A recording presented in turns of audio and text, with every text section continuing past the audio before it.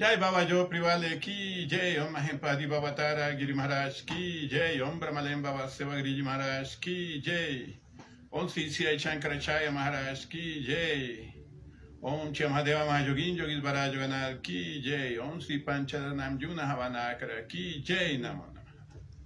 Bienvenidos, bienvenidas a esta actividad, llamamos lectura de la palabra. Estamos estudiando los Yoga Sutras de Patanjali. Hoy vamos a retomar en el punto 16. Vamos a hacer una armonización, columna recta, cierren los ojos ahí donde estén. Respiran lento y profundo. Tomamos conciencia del cuerpo, de la mente. Exhalamos. Oxigenemos bien nuestro cerebro para que podamos tener los sentidos más perceptivos, la inteligencia más vivaz. Inhalas lento, profundo. Invocamos la buena memoria, la concentración. Relajemos el cuerpo para que pueda dedicarse por entero a entender estas enseñanzas. Oxigena lento, profundo. Invocamos a la diosa Saraswati, la diosa del conocimiento, al señor Ganesha, el guardián de los templos, conocedor de los grandes misterios, a todos los rishis, que son como videntes, profetas, como Patanjali, a los maestros espirituales. Invocamos a las deidades superiores, a Parvati, la gran alumna ejemplar, y a Shiva, el Adiguru, el primer maestro, el Guru Supremo. Respiras profundo. Tranquiliza tu mente, tranquiliza tu cuerpo. Muy bien, abrimos los ojos. Esto deberíamos hacerlo en los colegios, en las universidades, así sea un minutico. Va a ayudar a que los alumnos estén con una actitud más concentrada. Los Yoga Sutras de Patanjali, libro 1. Continuamos. 16. Consumar esto equivale a liberarse de la sed de todas las formas de actividad mental por medio de la afirmación en nosotros del hombre espiritual. Liberarse de la sed cuando estamos en un lugar como un desierto y tenemos sed. Cuando estamos deshidratados y tenemos sed. Qué rico poderse tomar un poquito de agua. La sed del conocimiento, la sed de la verdad es un simbolismo muy importante. Hay como esa búsqueda de algo espiritual hasta que no encontramos esa verdad, no saciamos esa sed. Y dice que es la sed de todas las formas de actividad mental. ¿Qué implica eso? La mente está generando todo el tiempo vibraciones. Estamos buscando a través de la mente la satisfacción, el placer, la búsqueda de deseos. La mente en su juego permanente está haciendo que nos distraigamos. En la búsqueda de Raja Yoga, el control de la mente, debemos encontrar la manera de hacer que la mente no nos distraiga tanto. Hay una sed de varias cosas. Por ejemplo, el sed de la espiritualidad más profunda es un tipo de sed que se sacía con la espiritualidad. Pero hay también una sed de conocimiento material que se busca saciar a través del conocimiento técnico, científico, filosófico, incluso teológico. Esta actividad mental es permanente, solamente se para un poquito esa actividad mental en lo que llamamos el sueño profundo. La mente, la conciencia tiene 3 espacios, el estado de vigilia, sueño con ensueños y sueño profundo. En el sueño profundo no hay esa actividad mental y es el momento en que más descansamos. Pero es un acto inconsciente, se llama en Tamas Guna. Eso significa que no hay conciencia, y es solo oscuridad. Sin embargo, cuando salimos de ese estado hay como una paz, es lo que nos ayuda al otro día a levantarnos y poder continuar con las labores, y esa sensación de un descanso corporal que es tan importante para el cuerpo y un descanso cerebral que es tan importante para nuestro cerebro. Dice que consumar esto equivale a liberarse de la sed de todas las formas de actividad mental por medio de la afirmación en nosotros del hombre espiritual. La mente inquieta está buscando respuestas. La afirmación del hombre espiritual es lo que nos permite saciar la verdadera sed de la espiritualidad. La otra sed del conocimiento mental pareciera casi insaciable porque quiero encontrar una respuesta, quiero seguir pensando en esto. Cuando tú te pones a buscar a través de la lógica, el análisis, la reflexión, está ese proceso que llamamos de dialéctica, tesis, antitesis, síntesis, y la mente siempre está en ese juego. Pero nos dice cuando podemos afirmar en nosotros el hombre espiritual. Ese término que llaman hombre realmente no es la parte de nosotros en lo biológico, sino que hablamos del hombre espiritual como ese ser consciente que ha logrado tener esa conexión con la verdadera conciencia espiritual, que es nuestra verdadera esencia. Tal vez el término hombre espiritual está implicando también el yogi que anda en el camino, aunque esté encarnado, aunque estemos bajo estas limitantes de este cuerpo y de esta mente, que son limitantes, porque el cuerpo nos distrae y la mente también. Pero al fin y al cabo estamos viviendo una encarnación, ahorita estamos aquí encarnados y hay una búsqueda de una realización, de una autorrealización.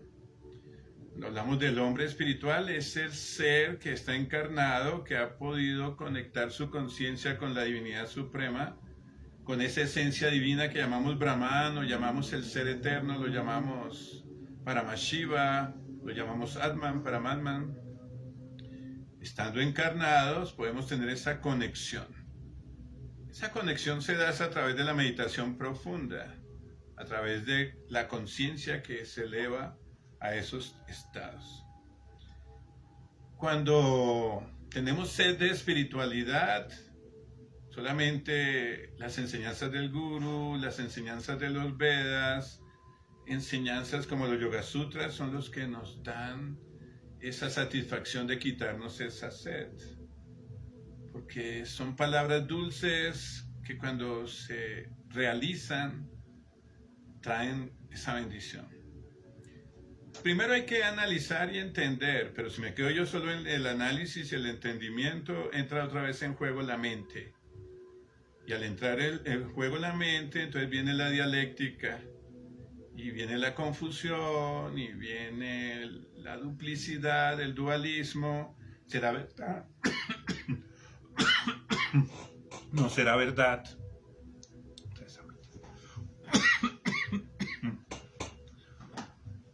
¿Cuál es la verdad? ¿Cómo puedo entender un poquito esa verdad? Y empieza la confusión.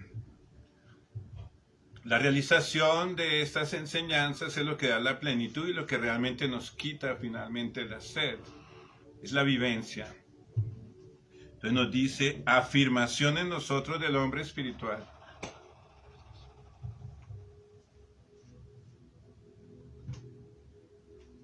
Gracias. Afirmar es ser conscientes. Aquí no está diciendo, entiende el hombre espiritual. No es tema de entendimiento, no es algo intelectual. Es un tema de realización, afirmar. Ese término afirmar me parece muy interesante porque es la vivencia real de lo que somos. Ese hombre espiritual, no como hombre, porque nuestra esencia divina no es humana, es divina, es algo diferente a solo la vivencia humana, que la vivencia humana está limitada, como hablamos, por el cuerpo burdo y el cuerpo sutil, pero la experiencia espiritual, el Atman, es lo que nos enseñan los videntes a poder realizar. hay que parar el diálogo mental porque la actividad mental no nos permite realizar la meditación. Esa afirmación de nuestra esencia espiritual se da a través de los estados de meditación. Por eso en este libro de los Yoga Sutras de Patanjali que se llama Ashtanga Yoga es parte del Raja Yoga, Raya Yoga, el yoga de la mente, y es importante trabajar esos britis de la mente, no dejar que vuelen. Ahorita les estoy hablando, los britis de mi mente están generando las palabras para que lleguen a ustedes. Ustedes se escuchan y los britis de su mente llevan al entendimiento, pero luego viene la realización de estas enseñanzas. Esa realización se dará poco a poco después de hacer las prácticas de meditación profunda. 17. La condicionada y limitada visión espiritual toma primeramente forma de razonamiento externo, luego de juicio interno, después de felicidad y por último de reconocimiento del ser individual. Este sutra empieza por la condicionada y limitada, o sea, no es la experiencia elevada de mukti, de liberación. Hay un condicionamiento, está encasillado, una limitación, hay como un bloqueo en eso que queremos alcanzar. Y habla de visión espiritual. O sea, estamos limitados en nuestra visión espiritual.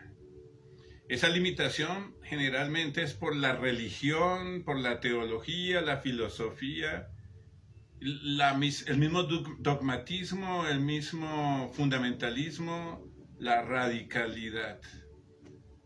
Empieza eso a generar, en vez de una evolución, una limitación. Las religiones dividen, las religiones hacen que peleen unos con otros. No, yo soy de tal religión, no, yo soy de otra, mi religión es buena, no, la mía es la mejor. Solo mis textos sagrados son los buenos, los suyos no. Está bien, ahí vemos la limitación de la religión. De la filosofía igual, de la teología igual, son temas racionales, no son de realización pura, es como un proceso, un camino, pero en este caso el maestro Patanjali nos está hablando de que son situaciones que nos condicionan y nos limitan. Entonces, estamos buscando algo espiritual, como afirmar el hombre espiritual. Dice, primero, toma la forma de razonamiento externo. Razonamiento externo es una enseñanza que viene de afuera y lo externo en la razón es como muy superficial. Entonces viene el concepto, mi visión de esa verdad. Cada uno tiene una experiencia que ha vivido, unos estudios que ha hecho, unas costumbres que le rodean, una religión en la que la familia te ha puesto o la sociedad en la que tú vives. Y viene la enseñanza. Esto es lo que te enseñamos como la religión, esto es lo que te enseñamos como realización espiritual. Habla muy claramente que es una limitación y un acondicionamiento y que empieza con esos conceptos externos. Una palabra, un libro, una vivencia de alguien, no mi propia vivencia, es una información casi impuesta. Cuando los niños les empiezan a poner en una religión, los bautizan de esa religión o les dicen que son de esa religión, pero ni siquiera tienen una conciencia de un estudio comparativo de religiones, por decir algo, sino que es algo impuesto por el dogma y por la sociedad. Luego viene el juicio interno. Es verdad, empiezo a analizar, pero hay de todos modos una forma de ver las cosas como me las han inculcado a mí, de acuerdo al medio ambiente en el que me desarrollo, de acuerdo a mi universidad, mi colegio, mi escuela, mi familia, las circunstancias que me rodean históricas y conceptuales. Viene el juicio interno, entonces yo empiezo a pensar, sí, está bien, me gusta, no me gusta, lo voy a tratar de asimilar, pero todo está dentro de la razón. Aquí no hay ninguna vivencia, una afirmación del ser espiritual, del hombre espiritual como ser espiritual, sino del hombre como ser encarnado, con su razón, con su lógica, con su análisis, con su percepción egoica, con un montón de karmas que lo limitan, que tienen que ver también con la forma de percibir esa verdad, de acuerdo a mis estudios o mi capacidad intelectual. Después viene un momento de felicidad, dice, ay, me siento contento porque aprendí tal cosa. Hay una sensación de que, oh, me volví un buen cristiano, oh, me volví un buen hindú, oh, me volví un buen musulmán, oh, me volví un buen ateo, oh, me volví un buen budista. Eso genera en el ego una sensación de felicidad, porque pareciera que hay algo como una verdad que me están dando y pareciera que eso me da ciertas respuestas a las cosas que estoy buscando. Pareciera. Porque estamos hablando de condición y limitación. Del ego condicionado y limitado ahí. Cuando viene esa satisfacción personal, entonces cuando yo como incentivo esa creencia en mí y empieza un juicio a los que no piensan como yo, a los que no han tenido esta vivencia, entonces yo me siento el más santo, el más limpio, el más puro, que me voy para el cielo, que yo soy ya un realizado. Y luego dice, y por último, el reconocimiento del ser individual. Y ahí viene la peor caída, porque todo es Brahman. Somos esencialmente Brahman. Cuando hablamos del reconocimiento del ser individual, el ahamkara se acentúa. Empiezo a darme cuenta yo que estoy aparte de los demás. Pierdo esa concepción del Brahman, de unidad, de lo que enseña el Samadhi, esa verdad esencial, todo es Brahman. Y empiezo a darme cuenta de mi concepto individual. Y es donde surgen todas las nuevas religiones y todos los conceptos ideológicos, cada uno desde su individualidad, percibiendo el mundo. Y vemos en todas las tradiciones esos seres individuales que dicen, yo pienso, yo creo, a mí me parece, yo digo, es mi propia experiencia. Mi experiencia, no es la experiencia de la congregación, no es la experiencia de los gurús iluminados, no es la enseñanza pura dada por los Yoga Sutras y los Vedas, sino es mi percepción de acuerdo a lo que yo con mi forma de ser vivo. De ahí es donde vienen ese tipo de nuevas religiones que crean conceptos de acuerdo a mis hábitos y costumbres. Es que para mí es bueno, por decir algo, emborracharme cada 8 días. Y entonces en mi religión yo digo, está bien emborracharme cada 8 días. Es un ejemplo un poco burdo, pero que puede dar un concepto de qué es lo que yo asimilo como individuo. Tomo lo que me conviene, critico lo que no me conviene, tomo lo que para mi ego está bien como individuo. No es de una visión universal, más consciente de verdades que están más allá de la individualidad. Este ego falso es una maya, una ilusión, lo que realmente somos es Brahman.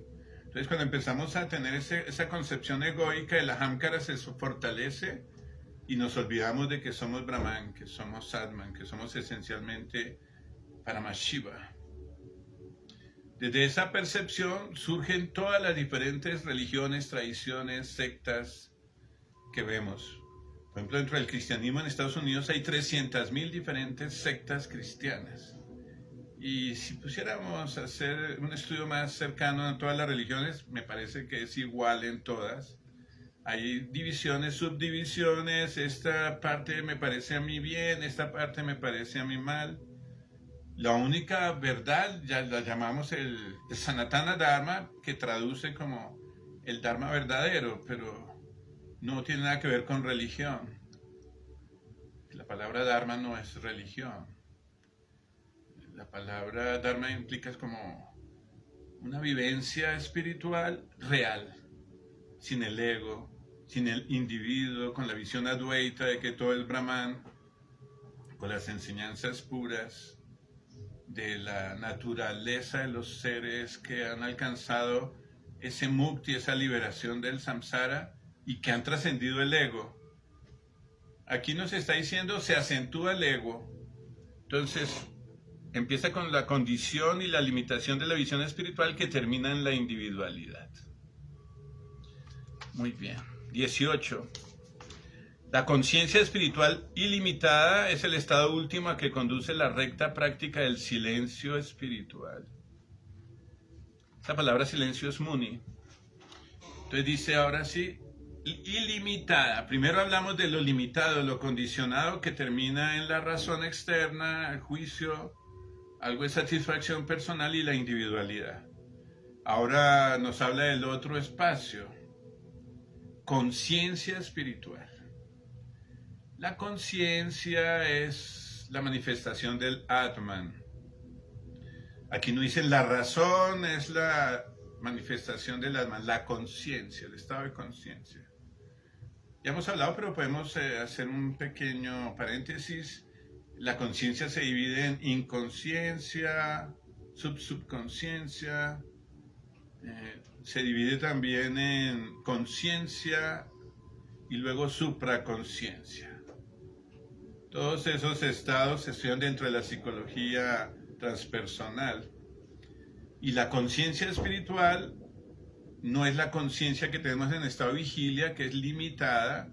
Entonces, cuando decimos la conciencia es una manifestación del Atman, esta conciencia en el estado humano es una conciencia limitada y hemos visto que solo percibimos ciertas cosas que nos sirven para poder tener una sobrevivencia, pero mucha información que hay no la logramos percibir. Alcanzamos a percibir, y siendo muy exagerados, un 9 o un 10% de toda esa gran verdad universal. Cuando logramos la conciencia espiritual, es una conciencia incrementada más allá del supraconsciente, donde realizamos nuestra verdadera esencia, que somos Brahman. Es un término también difícil de definir, realmente no tiene definición. Nos acercamos hacia lo pedagógico como aquello que es eterna felicidad, eterna paz, eterna bienaventuranza.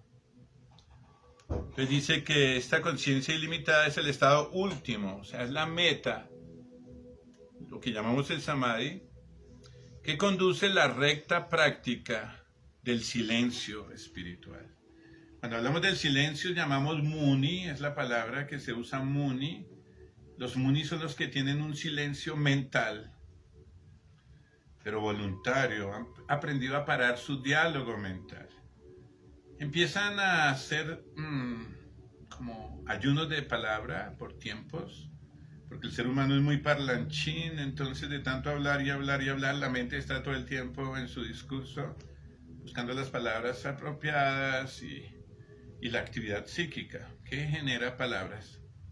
Los munis hacen votos de silencio por tiempos. A veces se aíslan en los ashram, en los templos, en las cuevas, en los Himalayas. ¿Para qué? Para poder aprender a parar el diálogo mental. Parar el diálogo mental es meditar. Cuando yo medito, no estoy imaginando una cosa, no estoy pensando en una cosa. Estoy enfocado, toda mi energía se enfoca sin pensamiento alguno, las diferentes técnicas de meditación, para poder vivir esto, la conciencia espiritual. Cuando tú paras tu diálogo mental, empiezas a experimentar esa felicidad eterna que se llama Ananda. No la felicidad que venía del concepto egoico de decir yo creo en una religión y yo soy un santo y yo soy el mejor yogi y yo soy el guru. Es un concepto egoico, el ahamkara es el que se está ahí fortaleciendo. En este caso, cuando hacemos la técnica de meditación profunda, así sea por 3 segundos que podamos parar el diálogo mental, ya empezamos a tener esa vivencia, esa realización. No es la teoría de la meditación. Es que tú puedes parar el diálogo mental. Teóricamente no es. Cuando tú lo has experimentado con la técnica y sientes esa luminosidad interna y sientes esa paz, esa plenitud, es cuando dices, oh, ok, empiezo a tomar conciencia espiritual. Porque ahí es donde empiezo a darme cuenta que mi verdadera conciencia espiritual no es este cuerpo, yo no soy este cuerpo, no es esta mente, no es esta emoción, no es esta inteligencia, no es este ego, no es esta personalidad. De ahí trascendemos de ese individuo, de esa conciencia individual, reconocimiento de lo individual, a la conciencia brahmánica, que es la enseñanza que nos daba el maestro Shankaracharya, que nos transmitía el maestro Patanjali, tratando de encontrar esa realización. Hay que trabajarlo, es una conciencia espiritual ilimitada, eterna. En esa milésima de segundo que tú experimentas el samadhi encuentras esa eternidad. En esos 3 segundos de meditación puedes encontrar esa eternidad, porque es una conciencia ilimitada. De esa conciencia es la que hablamos, de la conciencia es la manifestación de tu Atman, de tu esencia. Esta Atman no es individual, no es el ego mío que es Atman. El Atman es la esencia divina de lo que todos somos, todas las criaturas del universo. No hay 2 Atmans, es la misma esencia, el Brahman supremo. A las personas les da miedo perder su ego, su individualidad, porque piensan que se desvanecen. No, se quita esa malla, esa ilusión, y realizas la plenitud del Brahman, lo que realmente tú eres. Nos identificamos con un pordiosero y no con el gran rey. El individuo con su ego, así sea un gran intelectual, es solo ese pordiosero. El gran rey es el Brahman supremo. Claro que es un ejemplo burdo, pero es como para darnos una idea de que lo que realmente somos es Brahman y no ese individuo, así sea un individuo muy santo, muy religioso, muy famoso, con mucho dinero y mucho conocimiento. ¿Cuánto llevamos el programa? ¿Pero cuánto llevamos? Media hora. Ah, media hora. Vamos a terminar este último. 19. El mundo externo domina todavía a quienes han vencido los deseos corporales, pero aún poseen el sentimiento de separatividad. Cada sutra es tan profundo. Se podría hacer todo un libro de cada sutra. Se parece mucho a los axiomas herméticos también, en palabras muy cortas, las grandes verdades. El mundo externo, entonces, es este plano material mágico, ilusorio, ignorante, lleno de sufrimiento y dolor. Domina todavía a quienes han vencido los deseos corporales. O sea que hay todavía un trabajo que hacer. El deseo corporal puede ser una práctica yógica a través del autocontrol para poder manejar el hambre, la sed, el frío, el calor. Entonces, digamos, aquí está haciendo un análisis de que hay un proceso y puede que haya personas que ya han iniciado el camino del yoga, de ese autocontrol instintivo, por ejemplo, con las prácticas de Hatha Yoga, de Garanda Yoga, que se puede ir trabajando esto. El pranayama también ayuda mucho a poder manejar como un control de todo ese mundo corporal, porque aquí está hablando de los deseos corporales. Todavía no está hablando de los deseos psíquicos y egoicos, que también hay que trabajar, pero que aún poseen el sentimiento de separatividad. Esta separatividad lo da la individualidad. Yo soy, tú eres, él es, yo soy el que soy el perceptor, tú eres el objeto de percepción. Veíamos cómo esa condición, esa limitación nos generaba individualidad. Y esa individualidad viene de actos racionales muy precisos que me hacen sentir muy importante a mí como individuo. Yo soy de tal género, de tal raza, de tal partido, de tal religión, de tal estatus, de tal condición intelectual. La razón empieza a darte esa justificación de la individualidad. Y yo soy de esta religión, entonces mi religión es la verdadera y yo soy el que estoy en este camino. El yo, ese se llama el ahamkara, el ego falso. Cuando hablamos del Brahman, es la unidad, lo que hablaba el gran maestro Shankaracharya, nuestro guru de la tradición Giri. Somos realmente Brahman. cuando te quitas estas máscaras, cuando trasciendes este ego, este cuerpo, cuando meditas más allá del ego, cuando puedes calmar tu mente, experimentas esa unidad. Todo es Brahman. Esa individualidad es una limitante, genera separatividad. Mi religión, yo, mi género, genera una separatividad. En el yoga se busca la unidad. La palabra yoga significa unión, yoga sutras. Entonces, los sutras para la unión. Entonces, cuando hablamos de separatividad, hablamos de lo que es Dvaita. La palabra Dvaita significa dualidad. Nosotros somos Advaita, no duales. Pero nosotros como congregación yógica de la sagrada tradición, y que el maestro Patanjali reafirma aquí como una gran verdad, esta separatividad genera mucho daño, nos enreda en el samsara. Entonces quiero yo buscar esa satisfacción de mis deseos, y mi crecimiento mío puede ser de mi familia, de mi país, de mi religión. Es parte también de esa separatividad, porque yo estoy acá, pero ustedes están allá. Ustedes son hindúes y yo soy católico, y allá los hindúes son pecadores, los católicos somos los que nos vamos a ir para el cielo. Y el hindú separatista también piensa lo mismo. Esos católicos son pecadores. Aquí estamos nosotros los hindúes que somos santos. Y cada religión jalando para su lado y cada individuo pensando que es el mejor. Eso es parte de la enseñanza del yoga, poder trascender esa malla de la separatividad. Y eso se ve claramente en la enseñanza de que todo esto es maya, una ilusión cósmica. Tienes que despertar, Jip Yago, todo esto es como un sueño, el sueño de Brahma. Cuando despertamos del sueño de Brahma, tomamos conciencia de nuestra verdadera esencia espiritual. Tú eres Brahman, tú eres Paramashiva. Cuando decimos Shivoham, un mantra sagrado shivaísta, yo soy Shiva, no es el individuo Shiva, no es el Dios que vemos con su tridente y su tercer ojo, es Brahman, Paramashiva, la esencia divina. Todos somos ese Paramashiva. Lo que pasa es que no lo reconocemos por el ego, por la individualidad, porque lo vemos con estos sentidos y porque queremos es racionalizarlo, creyendo que a través de la razón podemos entenderlo. Y la razón ya hemos visto que genera separatividad e individualidad. Y esa individualidad lo que hace es enredarnos más y más en el samsara y no permite la meta del yoga, el nirvikalpa samadhi, la meta que todos queremos alcanzar. Bueno, espero que les haya gustado esta charla cortita. Estamos por ahí, en 15 días volvemos a retomar la charla, que entramos en un periodo de vacaciones aquí en Occidente.